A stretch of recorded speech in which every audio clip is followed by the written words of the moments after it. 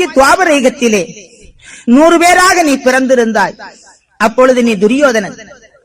அந்த வேளையிலும் பஞ்சபாண்டவர்களுடைய நாடு நகரங்களை அபகரித்து கொடுக்க மாட்டேன் என்று மறுத்தாய். சபையிலே பிதாமக ரிஷி பீஷ்மர் முதலானவர்கள் உனக்கு புத்தி சொன்னார்கள். அந்த புத்தியும் கேளாத காரணத்தினால் நான் கண்ணனாக இருந்து வீமனுடைய கையார தண்டுக்கு பலம் கொடுத்து அந்த கதை மூலமாக உன் தொடையை முறித்தேன். அப்பொழுதும் நீ என் பேரிலே குற்றம் சொன்னாய். இப்பொழுதும் உன்னால் என்னை கொல்ல முடியவில்லை இடையா. நீ என்ன வீரனா என்னை கொல்லுவதற்கு? கொம்பில் ஒரு ஆளை விட்டுத்தானே நீ என்னை கொன்றாய். இன்னொரு ஆளின் கையினால் தானே என் தொடையை நீ முறித்திருக்கிறாய் என்று ஈனம் உரைத்தாய்.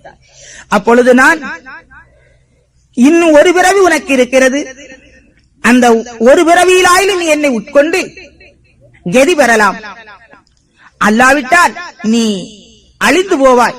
உனக்கும் எனக்கும் அதற்கு மேல் பகை கிடையாது, நரகத்திலே போக வேண்டியது இருக்கும். ஆனால் இந்த யுகங்களிலெல்லாம் என் பேரிலே நீ குறை சொல்லியே வந்தாய்ப்பார். எனவே அடுத்த பிறவியிலே என் பேரிலே எந்த குற்றமும் சொல்ல முடியாத அளவிற்கு நான் உனக்கு ஒரு பிறவியை தரப்போகின்றேன். சின்ன வண்ணமாக, சிரசு ஒன்றதாக, அறிவு புத்தியோடும், ஆணுவங்கள் தன்னோடும், செறியும் கலையோடும், சிறப்போடும், தன்னை அறிவதற்கு போதமும், அறிந்து கொள்வதற்கு வேண்டிய சாஸ்திரமும் என் பேரிலே நீங்காத நினைவிருப்பதற்கு ஒரு நல்ல மனமும் தந்து நான் உன்னை பிறவி செய்வேன்.